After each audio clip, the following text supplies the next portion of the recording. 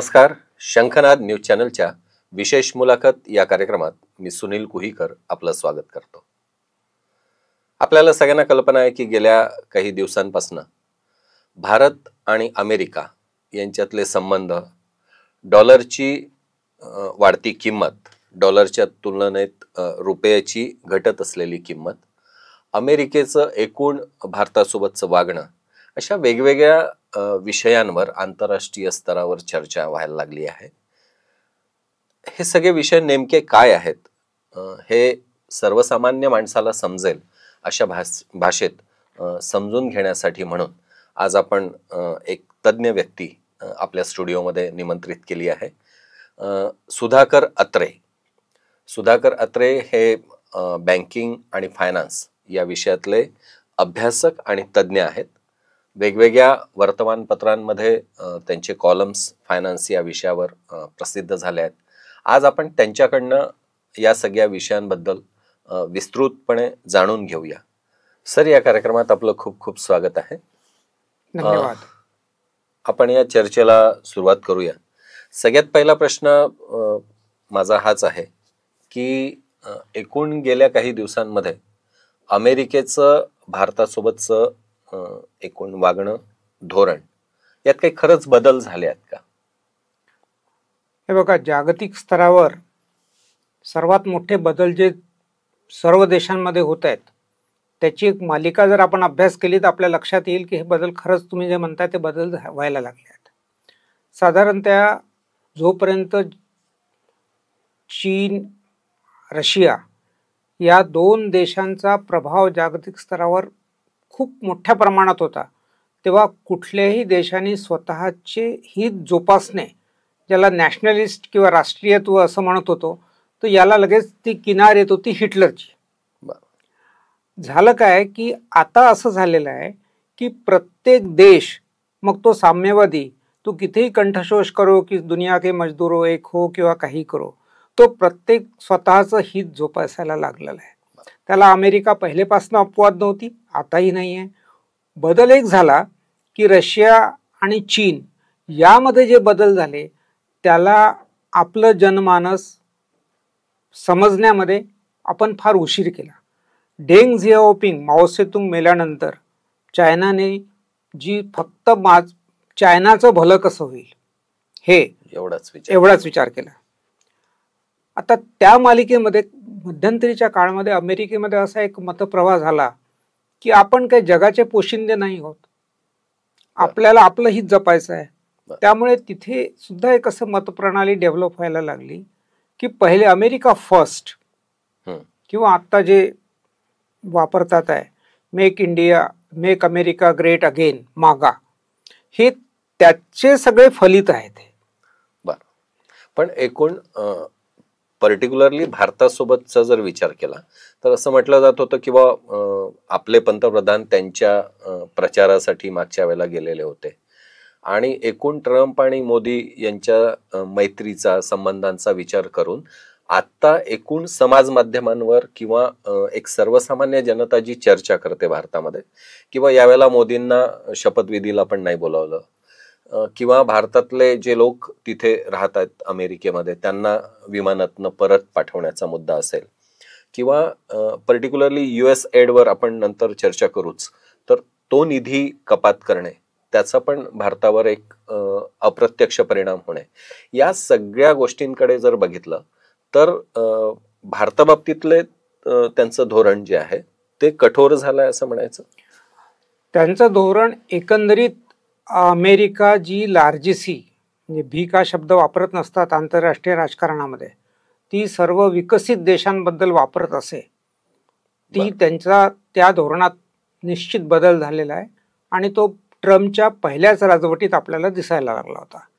त्यांना त्याची पूर्ण अंमलबजावणी करायला दुसरी टर्म मिळाली नाही, ती मिळताच त्यांनी त्याची अंमलबजावणी सुरू केली. आता राहिला प्रश्न की मोदींचे त्यांचे संबंध, व्यक्तिगत संबंधांचा फायदा नक्कीच होतो, पण स्वतःची होम कॉन्स्टिट्युएन्सीचा सॅक्रिफाईस करून कुठलाही पॉलिटिशियन आपल्या व्यक्तिगत मित्राला मदत करत नाही. त्यांची जी होम कॉन्स्टिट्युएन्सी त्यांनी कल्टिवेट केली ती अशी केली की मागा, मेक अमेरिका ग्रेट अगेन, त्यामुळे त्यासाठी जे जे आवश्यक आहे, म्हणजे मी अमेरिकेचा समर्थक नाही, आपण जसं म्हणतो मेक इंडिया ग्रेट अगेन किंवा विकसित भारत, मग त्यासाठी जे जे आवश्यक आहे ते आपल्याला करावं लागेल. ते करताना अमेरिका स्वतः सहित जपताना मग एक सर्वसमावेशक त्यांनी धोरण असं घेतलं की आपल्यामुळे ज्या बाकीच्या कंट्रीजला आपण एक बेनिफिट्स देत होतो किंवा सवलती देत होतो त्या कमी केल्या पाहिजेत. आता मी तुमच्या USAIDच्या मुद्द्यावर यायला हरकत नाही मला वाटतं. पहिले तर USAID नेमकं काय आहे ते सांगा. USAID असं आहे की जेव्हा कोल्ड वॉर म्हणजे आपण शीत युद्ध ज्याला म्हणतो, रशिया आणि अमेरिकेमध्ये दुसऱ्या महायुद्धानंतर अघोषित न म्हणता घोषित शीत युद्ध सुरू होतं की जेव्हा वाटून घेतलं त्यांनी, कोरियाचे 2 भाग केले, व्हिएटनामचे 2 भाग केले आणि म्हणजे प्रत्यक्ष लढाई न करता सुद्धा ते एका दुसऱ्याच्या विरुद्ध कुरघोडी कशी करता येईल हे करायचे. John F. केनेडी जेव्हा राष्ट्रपती झाले तिथे 1961ला, तर 16 जून 1961ला त्यांनी एक विधेयक मांडलं अमेरिकेमध्ये, अमेरिकेच्या सिनेटमध्ये, आणि त्यात त्यांनी असं म्हटलं की आता आपल्याला प्रत्यक्ष युद्ध करायची गरज पडणार नाही कदाचित, कारण तेव्हा हे सगळं झालेलं होतं, अणुयुद्ध होईल किंवा काय होईल असा धोका. त्यापेक्षा आपल्याला लोकांची जी ओपिनियन आहे या अंडर डेव्हलप कंट्रीजमध्ये, ही ओपिनियन आपल्या फेवरमध्ये कशी येईल यासाठी त्यांनी ते एक विधेयक मांडलं आणि त्याला नाव दिलं USAID. आता काय झालं की हे विधेयक मांडताना ज्याला म्हणतात अबोव द लॉ, म्हणजे त्याचं ऑडिट सिनेट करू शकणार नाही किंवा त्याला कोणी जबाबदार म्हणजे कोणाला त्याची जबाबदारी विचारणार नाही, आणि एक प्रचंड असं बजेट त्यांना देण्यात आलं आणि वेगवेगळ्या विकास योजना, जसं उदाहरण द्यायचं झालं तर त्याचा सगळ्यात मोठा फंड हा आफ्रिकेमध्ये HIV उन्मूलन या नावाने तो देण्यात आला. पण अमेरिकेमध्ये मग काही वर्षानंतर यावर टीका व्हायला लागली की हा फंड राजकीय समर्थन मिळविण्यासाठी वापरण्यात येतो.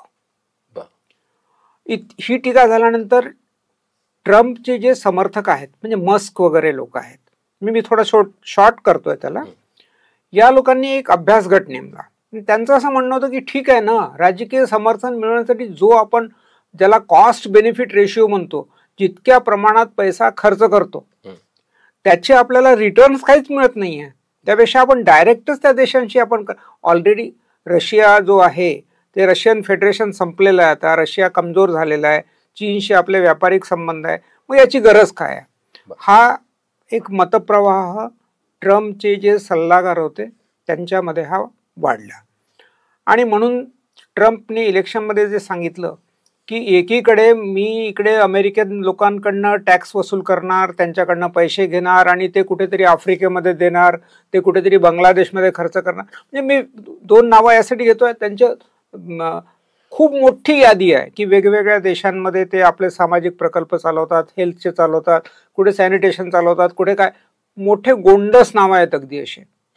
आणि त्याच्यावर मग तिथे एक लॉबी पण तयार झाली की जी याची समर्थक होती, कारण त्या निमित्ताने अमेरिकन लोक तिथे जाऊन आपलं असाही आरोप केला जातो की बराचसा त्याच्यावर पोपचा प्रभाव येऊन ख्रिश्चन धर्मांतरणासाठी सुद्धा ते वापरलं जात होतं. हा आरोप आहे, हा कधी सबस्टॅन्शिएट झालेला नाही आहे. म्हणून मग ट्रम्पने आपल्या याच्यात घोषणा केली होती की पहिली एक्झिक्युटिव्ह ऑर्डर जी काढील ती काढेल की हे USAID बंद, आणि त्यांनी तसं केलं. आता ते कोर्टात चॅलेंज झालं आहे, त्याच्यामुळे सध्या तात्पुरतं स्थगित आहे, काही प्रोजेक्ट्स बंद झाले आहेत, सर्वच बंद झालेले नाहीत. आता एक फक्त शेवटचं नंतर बोलतो, भारताला USAID जी आहे ती वाढत्या प्रमाणात नाही आलेली आहे. साधारणतः 91 नंतर USAIDचं प्रमाणात भारतात येण्याचं प्रमाण हे कमी कमी होत गेलेलं आहे, त्यामुळे याचा फारसा फटका भारताला बसणार नाही. एक साधारणतः एक छोट्या स्तरावर म्हणा किंवा मोठ्या स्तरावर ज्याच्याकडे पैसा आहे किंवा जो श्रीमंत आहे त्यांनी तो गरिबांना दान देणे किंवा त्याच्या उन्नतीसाठी त्या पैशाचा वापर करणे हा एक स्वाभाविक नैसर्गिक नियम आहे. त्या अर्थाने अमेरिकेच्या पैशांनी जगभरामध्ये अनेक समाज उपयोगी असे प्रकल्प राबवले जात होते, तर त्याच्यावर किती परिणाम होईल? आणि तुम्ही म्हणता तसं भारतात कमी कमी जरी होत असेल तरी एक असा निष्कर्ष आहे की भारतात येणाऱ्या पैशाचा काही प्रमाणात दुरुपयोग होत होता, तर त्या अर्थाने तो कमी झाल्याचा भारताला काय परिणाम होईल? भारताला असा परिणाम होईल की आता बऱ्याच गोष्टी अशा आहेत की ज्या कधी सिद्ध व्हायला फार कठीण जातात, पण ती एड, पहिली गोष्ट आपण हे समजून घेतली पाहिजे की आपण खरंच अविकसित राहिलो आहे का, की आपल्याला दुसऱ्या देशाकडनं मदत घ्यावी लागेल. पहिला मुद्दा हा समजावा लागेल. बरेचदा काय होतं की तुम्ही जेव्हा कोणाला पैसे देता, म्हणजे तुम्ही जसं व्यक्तिगत उदाहरण दिलं की श्रीमंत माणसाने गरीब माणसाची मदत करावी, तो एका मर्यादेपर्यंत तो घेईल आहे, पण ज्या दिवशी त्याचा स्वाभिमान जागृत होतो त्या दिवशी तो तुम्हाला म्हणतो की मला आता ही मदत नको, धन्यवाद, तुम्ही आतापर्यंत मदत केली ती ठीक आहे. आपण भारताला आता एका ॲस्पिरेशन कंट्री, म्हणजे आपण सुद्धा कमी नाही आहोत. आपण आज म्हणजे आज आपली जेव्हा आपण आता दोघं बोलतोय तर $3.8 ट्रिलियन इकॉनॉमी आपली आहे आजच्या घटकेला. तर $3.8 ट्रिलियन इकॉनॉमीमध्ये आपल्याला USAID मिळून किती मिळणार आहे? ती आपण खर्च करू शकतो आणि आपण तर करून दाखवलेलं आहे. कोरोना काळामध्ये आपण जे वापरलं मॉडेल लोकांपर्यंत पोहोचण्याचं, त्याचं जगभरात कौतुक झालं आहे की इतक्या लोकांना आपण जिवंत ठेवू शकलो. अत्रे सर, एक विषय मधल्या काळामध्ये म्हणजे अलीकडच्या काळामध्ये चर्चेला आलेला आहे, तो म्हणजे टेरिफ हा शब्द. तो पुन्हा डायरेक्शन त्याची अमेरिकेच्याच दिशेने आहे. टेरिफ नेमकं काय आहे? टॅरिफ म्हणजे असं असतं की कुठलाही एक देश जेव्हा दुसऱ्या देशाला काही माल पाठवतो, म्हणजे आणि आपण उलटं उदाहरण घेऊया की आपण जेव्हा अमेरिकेला एखादी गोष्ट पाठवतो किंवा आपण अमेरिकेकडनं काही खरेदी करतो, तर त्यावर ते पोर्टवर आल्यानंतर जो आपण त्यावर जी ड्युटी लावतो, इम्पोर्ट ड्युटी, त्याला टॅरिफ म्हणतात. त्याच प्रकारे आपण जर काही एक्सपोर्ट करत असू आणि तो एक्सपोर्टसाठी जर आपण काही ड्युटी लावत असू, तर दोन्हीला एक सामूहिक शब्द टॅरिफ आहे. तर आता अमेरिकेने टेरिफचं जे धोरण आहे ते बदललं आहे, तर म्हणजे नेमकं काय केलं? काय झालं आहे की टॅरिफचा उपयोग हा प्रोटेक्शनिझम कडे व्हायला लागलेला आहे. म्हणजे आता आपलं उदाहरण घेऊया, आपला देश आहे, आपण समर्थन करू. समजा उद्या अमेरिकेकडून आपल्याकडे ॲग्रिकल्चर प्रोड्यूस दूध यायला लागलं, येत होतं पूर्वी आपल्याकडे. तुम्हाला म्हणजे म्हणजे माझ्या जनरेशनला माहिती आहे की दूध पावडर आपल्याकडनं तिकडनं यायचं, त्याच्यावर 0 टॅरिफ होतं, कारण आपल्या माल न्यूट्रिशन कंट्री होतं, आपल्याकडे दुधाचं प्रोडक्शन नव्हतं वगैरे सगळं काही होतं. आणि आज जर आपण तिकडनं दूध आपल्याकडे यायला लागलं तर आपल्याकडचा जो दुधाचं उत्पादन करणारा आहे त्याला ते परवडणार नाही, कारण तिकडचं चीप येईल. म्हणून आपण त्याच्यावरती 40% 50% असं एक लावतो, टॅरिफ लावतो, इम्पोर्ट ड्युटी लावतो आपण. दुसरा उद्योग आपल्याकडे, आपल्याबद्दल जो ट्रम्पचा राग आहे तो आपण पहिले समजून घेऊया. दुसरा, आपल्याकडे आपली ऑटोमोबाईल इंडस्ट्री ही गेल्या 10-15 वर्षामध्ये अत्यंत विकसित झाली आहे. आणि त्या तुलनेमध्ये अमेरिकेतला जर मोटरसायकल, त्यांनी जे भाषण देताना जो शब्द वापरला, हॅर्ले डेव्हिडसन मोटरसायकल भारतात विकू शकत नाही, कारण भारताने प्रीमियम मोटरसायकल्सवरती 125% टॅरिफ लावलेलं आहे. म्हणजे जर ती समजा एक साधारणतः 10 लाखाची मोटरसायकल आहे, तशी ती त्यांचं प्रीमियम मॉडेल 1,75,00,000 आहे. तर त्याच्यावर 1,75,00,000ची ड्युटी लागेल, म्हणजे ती भारतात खपूच शकत नाही.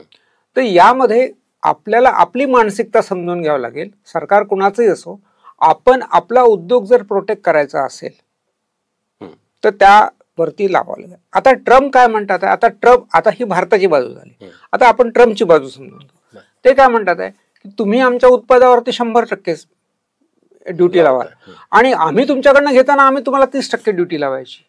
हा भेदभाव मला नको आहे. त्यांनी जो शब्द वापरला, आय वॉन्ट रिसिप्रोकल टॅरिफ, म्हणजे टीट फॉर टॅक्स. तुमचं 100% आहे, माझं 100% आहे, तुमचं 30% आहे, माझं 30%. पण ते वस्तुनिहाय बदललं पाहिजे. एक्झॅक्टली. यात झाली काय गल्लत, म्हणजे शेवटी ट्रम्प हे राजकारणी आहेत तिथल्या लोकांना ते खुश करायला बोलले आणि आपले लोक नाराज झाले. याला आता मोटरसायकलवरती 125% आहे, दारूवरती 125% आहे आपली टॅरिफ आहे. पण आपल्याकडे मोटरसायकल किती येतात त्यांच्या वर्षातनं ते आपल्याला पाहावं लागेल. साधारण त्या $52 मिलियन आपल्याकडे त्यांच्या मोटरसायकल आलेल्या आहेत. ठीक आहे. दारूवर आपण लावलेला आहे, सिगारवर लावलेला आहे, टोबॅको प्रोडक्ट्सवर लावलेला आहे. ह्या प्रॉडक्ट्सचा इम्पोर्ट हार्डली $2 बिलियन वर नाही, नाहीच्या बरोबरीत आहे. जो मेजर इम्पोर्ट आहे आपल्याकडे त्यांच्याकडचा. तर त्यामुळे काय झालं की आता हे जेव्हा ट्रम्प साहेब बोलायला लागलेत, जगात मध्ये जे अभ्यासक आहेत त्यांनी एक काढलं की वेटेड ॲव्हरेज टॅरिफ म्हणजे पूर्ण टॅरिफ डिवायडेड बाय इम्पोर्ट, त्याचा पर्सेंटेज किती येतो. आता तरी ते आपल्या विरोधात जातं, पण आपण त्याचा डंका पिटत नाही. हा टॅरिफ सुद्धा आपण बाकीच्या विकसित देशांकडे न पाहता एशियन लोकांची तुलना करू. हा आपल्या अमेरिकेतून ज्या वस्तू आपल्याकडे येतात त्याच्यावर लागणारा वेटेड ॲव्हरेज टॅरिफ आपला 9.5% आहे आणि हा आशियामध्ये हायेस्ट आहे. आणि याच्या उलट आपल्याकडून ज्या अमेरिकेकडे वस्तू जातात त्याचा वेटेड ॲव्हरेज हा 3% आहे. म्हणजे आता इथे 6.5% वेटेड ॲव्हरेज मध्ये सुद्धा डिफरन्स आहे. ठीक आहे. म्हणजे ट्रम्पच्या मुद्द्याचं समर्थन करणे वगैरे आपण एक अर्थशास्त्रीय चिकित्सा करतोय की कुठे काय, पण याच्यामध्ये आपलं ही जोपासण्यासाठी आपल्याला ॲग्रिकल्चर प्रोड्यूस आहे, ऑटोमोबाईल्स आहेत की जेव्हा ज्या नॉन प्रायोरिटी आहे, दारू आहे, दारूवरती आपण 150% टॅरिफ लावलेला आहे. कारण आपल्यासाठी काही एवढी मोठी अनावश्यक गोष्ट.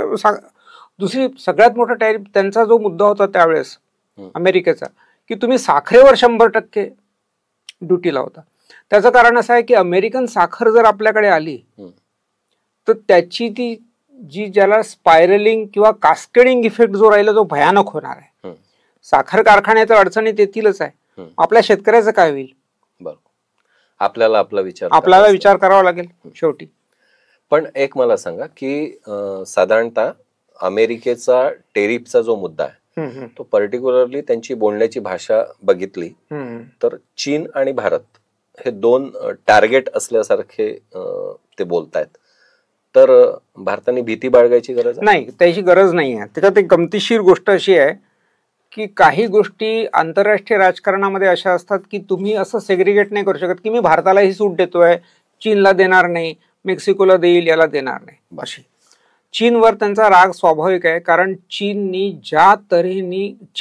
काय केलं, चायनाचा एक सगळ्यात मोठा, आपण चायनाला समजण्यात अपयशी ठरलो. आपण म्हणजे पूर्ण जगच. त्यांनी S2 ज्याला हे माझे शब्द आहेत, 2 गोष्टी वापरल्यात, स्किल अँड स्केल. आज जर्मनीच्या ब्रँडमध्ये जितकं मॅन्युफॅक्चरिंग होतं ते सगळं चायनात होतं. कारण त्यांच्याकडे लेबर चीप आहे, लेबर लॉज नावाची वस्तू नाही आहे. आणि असं करून करून त्यांनी इंडस्ट्री खतम करून टाकली. अमेरिकन जे ट्रम्प लॉबी आहे तिला काय वाटतंय की आज जर आपण चायनावर प्रतिबंध घातला नाही तर उद्या आपली इंडस्ट्री संपेल. म्हणून तुम्ही त्यांच्या प्रेस कॉन्फरन्समध्ये एक प्रश्न जेव्हा विचारण्यात आला त्यांना, तेव्हा त्यांनी जे उत्तर दिलं ते सर्व प्रश्नांचं उत्तर आपल्याला तिथे मिळेल. सांगा. ते त्यांनी असं उत्तर त्यांना असं विचारलं की मग तुम्ही एवढ्या सगळ्या ड्युटीज लावाल तर अमेरिकन माणसांनी काही घ्यायचं नाही का, मग वस्तू नको, त्याला जर कोणती वस्तू असेल तर त्याचं काय करायचं. त्यांनी सांगितलं की let those industrialist come to USA, set up the plant here, give employment to my people, produce here, I am ready to reduce the duty to the 0%.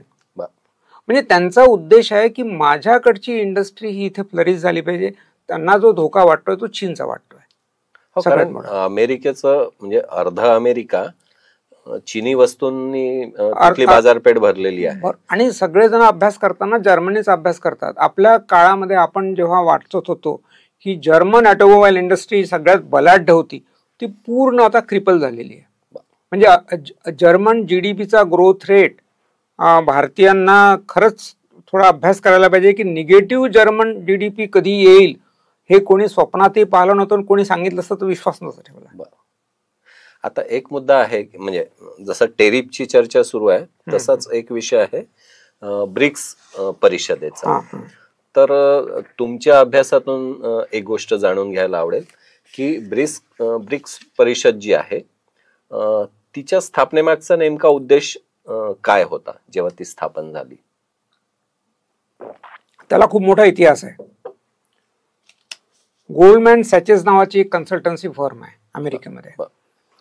त्यांनी एक असा मतप्रवाह मांडला की डॉलर डिपेंडन्सी इतकी वाढली आहे की पेट्रोलियमचे डॉलर्स तिथेच, सगळा व्यवसाय हा डॉलरमध्ये होतो.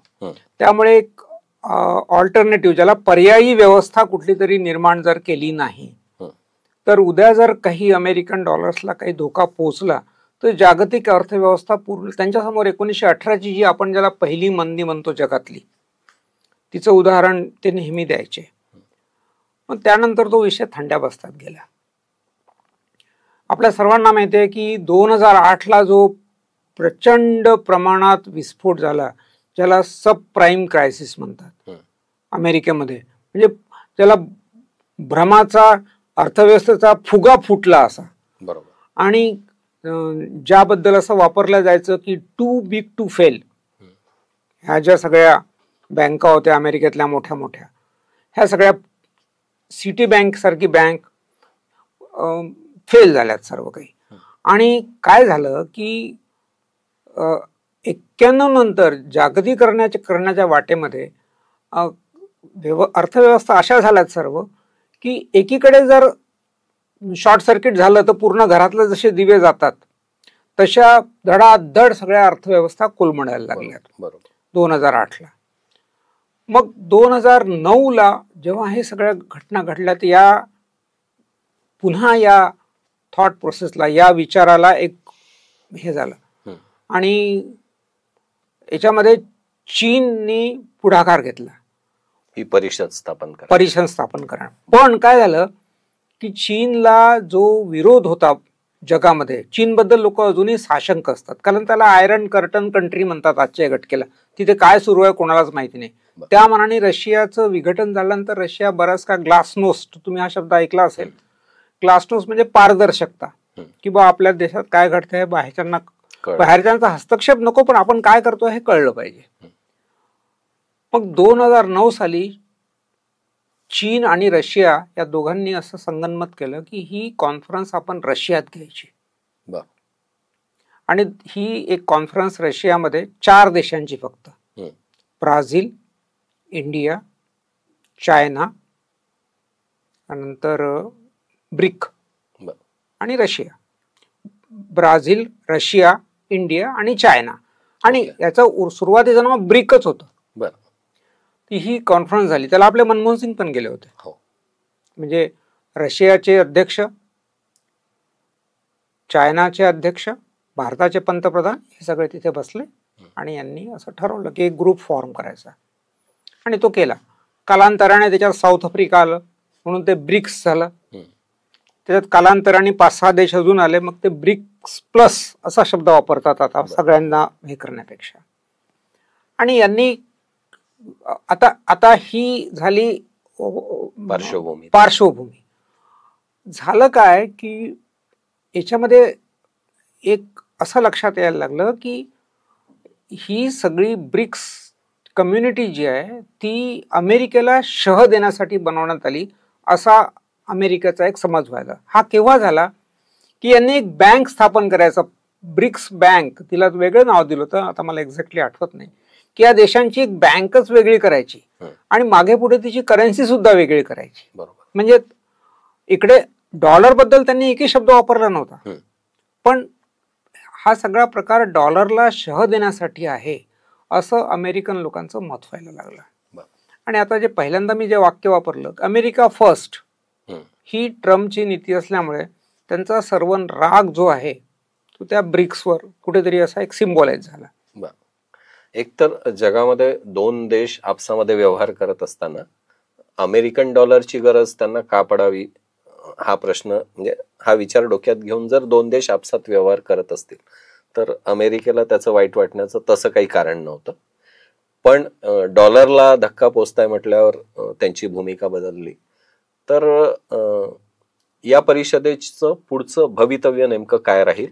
आता एव्हा तो फॉर्मल ग्रुप आहे, पण शेवटी मी जसं सुरुवातच करतो मी नेहमी, आणि आपण सर्वांनी एक गोष्ट भारतातही लक्षात ठेवायला पाहिजे की आता राष्ट्रीयत्व हा अघोषित मुद्दा राहिलेला नसून घोषित मुद्दा झालाय. तो चीन असो, सगळ्यांसाठी, चीन असो, भारत असो, अमेरिका असो. एकेकाळी हा वर्ड ज्याला आपण इंग्रजीमध्ये टॅब्यू म्हणजे शापित शब्द होता.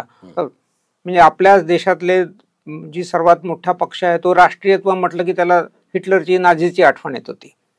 आता तसं राहिलेलं नाही. प्रत्येक देश स्वतःचा स्वार्थ पाहणार आहे. त्यामुळे मी थोडं नंतर उदाहरण देणार आहे याबद्दल, वेगळ्या संदर्भात आहे ते. तुम्ही टॅरिफचं विचारलं तसं ते. तर त्यामुळे ब्रिक्सचं अस्तित्व किती राहील किंवा G7चं किती राहील, प्रत्येक देश आपलं बायलॅटरल ट्रेड बघणार आहे आता. बरोबर. म्हणजे मी आणि रशिया भारत रशिया मित्र आहेत, तर ते त्यांचे संबंध त्या क्षेत्रात कुठल्या क्षेत्रामध्ये, म्हणजे आज आपल्या सगळ्यात मोठा डिफेन्स सप्लायर हा रशिया आहे.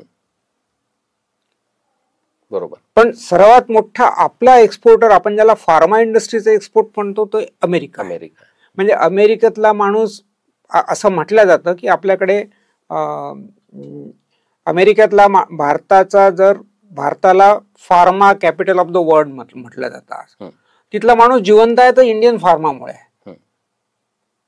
तर तो अमेरिका आपला हित संबंध इथे जोपासेल. बरोबर. डिफेन्सच्या बाबतीत रशिया राहिलाय. एक प्रश्न असा आहे की अमेरिकेला डॉलरला धक्का पोचतोय अशी भीती वाटावी इतकं काम खरंच या परिषदेच्या ब्रिक्सच्या माध्यमातून झालं होतं का? हे बघा, हा सगळ्यात मोठा, जेव्हा रशिया आणि युक्रेन युद्ध सुरू झालं, हा ट्रिगर पॉइंट होता. तेव्हा रशियाला एकटं पाडण्यासाठी अमेरिकेने भरपूर प्रयत्न केले. तुम्हाला आठवत असेल की सगळ्यात पहिले ज्या दिवशी युद्ध सुरू झाल्यानंतर 7-8 दिवसांनी त्यांनी रशियावर प्रतिबंध लावलेत की रशियाचं ऑइल कोणीच घेणार नाही. आता गंमत अशी आहे की म्हणजे रशियाचा जो एक्सपोर्ट आहे ऑइलचा, त्यामुळे रशियाला जो परकीय चलन मिळतो तो एकदम बंद व्हायचा धोका निर्माण झाला. पण आता असा देश कुठलाच नाही राहिला की जो सायलोमध्ये किंवा असा बंद खोलीत जगतो की मी बाहेरचं काही घेणार नाही, माझ्या देशातलंच खाईल किंवा मला सगळं लागेल. प्रत्येक देशाला एका दुसऱ्याची गरज लागते आणि त्यासाठी पैसे लागतात. मग त्यासाठी रशियाला मग गुडघ्यावर आणायचं असं अमेरिकेने ठरवलं की यांचं ऑइल. 2 देश होते, अर्थात इराणलाही त्यांनी तेच केलं होतं. पण इराणची परिस्थिती अशी होती की एक इस्लामिक वर्ल्ड त्यांच्या हाताशी असल्यामुळे ते निभून गेले. आणि त्यामुळे आता हा धोका कितपत वास्तविक होता, कितपत काल्पनिक होता, याबद्दल मतप्रवाह वेगवेगळे आहेत. पण ज्याला निपिंड बळ म्हणतात, सुरुवात झाली आहे, इथेच याला छाटून टाकायला पाहिजे. ही थोडस ट्रम्प तसे आक्रमक आहेत त्याबद्दल. तर ही परिषद संपेल पुढच्या काळात, हा एक प्रश्न. आता याला उत्तर देताना मला एक उदाहरण द्यावंसं वाटेल तुम्हाला. तुमचं पत्रकारितेचा दांडगा अनुभव आहे. एकेकाळी नॉन अलाइन्ड मुवमेंट हिचं काय वर्चस्व होतं. आज मला जर नवीन पिढीला विचारलं तर कोणाला, किती लोकांना माहिती आहे, मला काय आठवणार पण नाही ते. त्यावेळेस म्हणजे नाम म्हणजे असं वाटायचं की बा ही सर्व युनायटेड नेशन्स पेक्षा शक्तिशाली हीच आहे. तर ती राहिलं एक इन्फॉर्मल क्लब जसे असतात तशी राहिलं.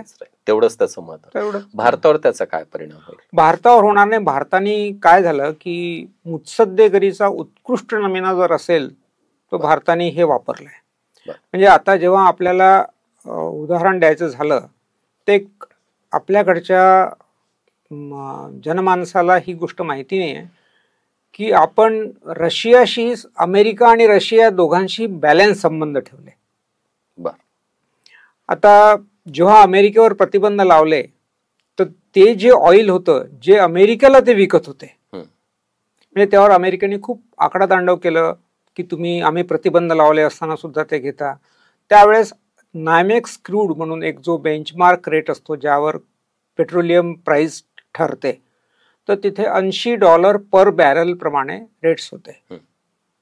ते आपल्याला रशियाने सांगितलं की आम्ही तुम्हाला $60 पर बॅरलने देऊया. आपण ते आयात करायला सुरुवात केली आणि आपल्याकडच्या रिफायनरीज 24/7 काम करत होत्या, करतात आजही. आणि अमेरिकेला जे रिफाईंड पेट्रोलियम प्रोडक्ट्स लागतात ते आपण रशियाकडनं घेऊन अमेरिकेला विकत होतो. बरोबर. म्हणजे आपल्याला इकडे या म्हणजे आपली जी परचेस प्राइस आहे, क्रय किंमत, ती सुद्धा कमी आणि इकडे विक्री किंमत सुद्धा रिझनेबल मिळत होती. कारण त्यांना जर लागलं असतं ते तर त्यांना घ्यावं लागलं असतं ओपेककडनं जी पेट्रोलियम प्रोडक्ट्स, ती त्यांना 80, त्याच्यामुळे $87 पोचला होता तिकडे. ज्या दिवशी अमेरिकेवर प्रतिबंध लावले त्या दिवशीपासून $1 वाढत तो $87 गेला. तर हा एक प्रकार असतो. दुसरं असं असतं की अजूनही अमेरिकेमध्ये ज्या लॉबीज आहेत, ज्या राजकारण ठरवतात, पक्ष कुठलाही असो, रिपब्लिकन असो की डेमोक्रॅट असो, ह्या सर्वात मोठ्या 2 लॉबीज मानल्या गेल्या आहे. एक आहे डिफेन्स आणि दुसरी आहे फार्मा. म्हणजे आपण पाहिलेलं आहे की त्यांनी HIV एड्सची औषधं आफ्रिकेला ज्या रेटने विकली त्याच्यात 1 रेटने आपल्याकडे त्याचं प्रोडक्शन होतं. ह्या दोन्ही लॉबींना भारत हे मार्केट पाहिजे किंवा भारतचं फार्मा हे तिथे पाहिजे. पण अमेरिकन जेव्हा आपल्याकडे कुठली गोष्ट डिफेन्सची विकायला देतात, तर डिफेन्स मोठं नाजूक सेक्टर आहे. त्याची टेक्नॉलॉजी, त्याचा वापर कसा करायचा, हे जितकं आपल्याकडची म्हणजे हे फॉर ऑफ द रेकॉर्ड असतं. पण आपल्याकडच्या डिफेन्स फोर्सेस रशियन हार्डवेअरशी जितक्या कम्फर्टेबल आहेत तितक्या अजून अमेरिकन हार्डवेअरशी कम्फर्टेबल नाहीत. त्याचं कारण आहे, त्याला ऐतिहासिक कारण असं आहे की अमेरिकेने पहिलेपासून पाकिस्तानला पुरवण्याच्या हिशोबाने. एक आता पुन्हा महत्वाच्या प्रश्नाकडे जाण्याच्या पूर्वी एक विषय की सोशल मीडियावर आता जी चर्चा आहे ती अजून एका विषयाची आहे की मोदींचा जो आता अमेरिकेचा दौरा झाला त्याच्यामध्ये एकूण बॉडी लँग्वेज जी आहे अमेरिकन अध्यक्षांची किंवा आपल्याही पंतप्रधानांची फार काही पॉझिटिव्ह नाही आहे. तर असं खरंच प्रत्यक्षात आहे? आता हा राजकीय विषय आहे त्याच्यामुळे याबद्दल फारसं मी बोलणं योग्य ठरणार नाही. पण काय असतं की बऱ्याच गोष्टी ज्या घडतात, बॉडी लँग्वेज आहे, असं आहे तसं आहे. मला एक सांगा, त्या हेडलीला भारतात आणण्यासाठी आपण किती वर्षापासून प्रयत्न करत होतो. त्यांनी हेडलीचं प्रत्यार्पण मान्य केलं. तर हा आपला मुत्सद्देगिरीचा विजय मानायचा की त्यांची बॉडी लँग्वेज कशी होती, काय होती, यावर चर्चा करायची, हे आपल्याला ठरवावं लागेल. कारण हेडली आला म्हणजे एक माणूस आला नाही आहे. हेडली आल्याने जो संदेश जाणार आहे की भारत कोणाला सोडत नाही. आज जी इस्रायलची परिस्थिती आहे की एक टेरर निर्माण केला आहे इस्रायलने की आमच्या देशात तुम्ही घुसाल तर तुम्हाला जिथे कुठे पाताळात असाल तिथून शोधून काढून आम्ही तुम्हाला वठणीवर आणू. आज हेडली आल्यानंतर देशांतर्गत आणि देशाच्या बाहेर जे अशा प्रकारचे लोक आहेत त्यांना एक जे सेफ हेवन समजायचे अमेरिकेमध्ये की तिथे गेलं की सुखाने व आपण कोणी हात लावू शकत नाही, इतके लिबर्टीज आहे, इतके न्यायालय आहे, इतके कायदे आहे. त्याला इथे आणल्यानंतर आणि तो आल्यानंतर मला नाही वाटत की त्याला हे आरामात झोपू देतील, मरू देतील. त्याच्याकडनं इतकी काही माहिती मिळू शकते. तर एक हा मुद्दा झाला की मुत्सद्देगिरीमध्ये बॉडी लँग्वेज काय होती किंवा काय नाही होती. दुसरी गोष्ट, ट्रम्पनी एक गोष्ट प्रेस कॉन्फरन्समध्ये जेव्हा सुरुवात केली, मोदी आणि यांचे जॉईंट प्रेस कॉन्फरन्सला, ते वाक्य जगभरातल्या सगळ्या पेपर्सला अगदी फ्रंट पेजवर आलं की we must remember that Modi is a very tough negotiator. याचा अर्थ काय आहे की पडद्याच्या मागे ज्या निगोशिएशन झाल्या असतील त्या काही त्यांनी म्हटलं आणि यांनी ऐकलं आणि यांनी म्हटलं आणि त्यांनी ऐकलं असं काहीच झालं नसेल. बरं. त्यांनी आपली बाजू मांडली असेल. किंवा जसं किसिंजरच्या पुस्तकात एक वाक्य आहे, जेव्हा व्हिएटनामच्या वरती पॅरिस अकॉर्डची पहिली मीटिंग झाली आणि ती फेल झाली असं न्यूयॉर्क टाइम्सनी त्या पत्रकारांनी त्यांना विचारलं होतं हेनरी किसिंगरला. तर त्यांनी म्हटलं, no, it is not like that. We agree to disagree on all aspects. तसं आहे, तसं ते असतं. आणि यामुळे आपल्याला एक समजून घ्यावं लागेल की आपलं हित, अमेरिकेचं हित, आपलं हित, आपला प्रधानमंत्री आपलं हिताला प्राधान्य देणार, त्यांचा राष्ट्राध्यक्ष त्यांच्या हिताला प्राधान्य देणार, मध्यमार्ग.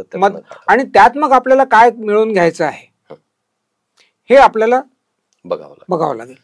सर, एक महत्वाचा प्रश्न की आता डॉलरच्या किमतीची जी चर्चा होते की रुपयाच्या तुलनेत डॉलरची किंमत सतत वाढत आहे. तर आता फार जुने उदाहरणं लोक देतात की एकेकाळी 50 रुपये होतं, 52 रुपये होतं, आता 87 रुपयावर गेला. याचा अर्थ नेमका काय होतो आणि खरोखर डॉलरच्या तुलनेत रुपयाची किंमत कमी झाली आहे का? आता मी याच्यावर जजमेंटल किंवा निर्णयात्मक न बोलता उदाहरण दिले.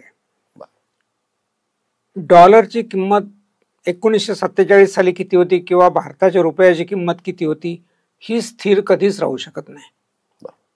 ज्याला आपण डायनॅमिक म्हणतो किंवा फ्लेक्झिबल म्हणतो, किंवा तो बदलत राहतो काळानुसार. पण हे करताना कुठल्याही करेन्सीच्या ज्याला बेंचमार्क म्हणजे डॉलर आहे त्याची किंमत किती वाढली आणि आपल्या रुपयाची किंमत किती कमी झाली ही तुलना केली जाते. तर ज्याला ॲप्रिसिएशन ऑफ करेन्सी म्हणतात. म्हणजे डॉलरची किंमत आता 2024चा डाटा आपल्याकडे उपलब्ध आहे, जानेवारीपासून डिसेंबरपर्यंत 2024ला. तर डॉलरची किंमत जी आहे ती 7.1% वाढलेली आहे. डॉलर हॅज स्ट्रेंथन्ड विसाविस अदर करेन्सीज, त्याला डॉलर इंडेक्स म्हणतात तो. आता आपल्याला हे पाहावं लागेल की मग आपल्या रुपयाची किंमत 7% कमी झाली आहे का? नाही. आपल्या रुपयाची किंमत 2.8% कमी झाली आहे. म्हणजे आपण 3% पकडूया, आपण थोडे लिबरल विचार करूया.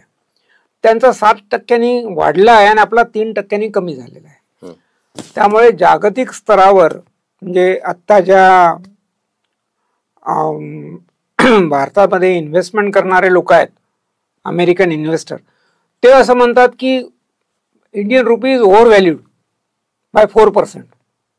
म्हणजे भारतीय रुपये अजूनही महाग आहे 4%. मग आता याच्यात तुलना करायची झाली तर 2.8% आपला पण रुपया डेप्रिसिएट झाला आणि चायना पण झाला. मग आता चायनीज इकॉनॉमी इतकी मोठी असून तिचा युआन सुद्धा 2.8 झाला. किंवा जपानचं उदाहरण आहे. नाही, जपानचे उदाहरण आहे. सगळ्यात मोठं रशियाचं उदाहरण आहे. रशियन रुबल हा याच कालावधीमध्ये 18.6% डेप्रिशिएट झालेला आहे.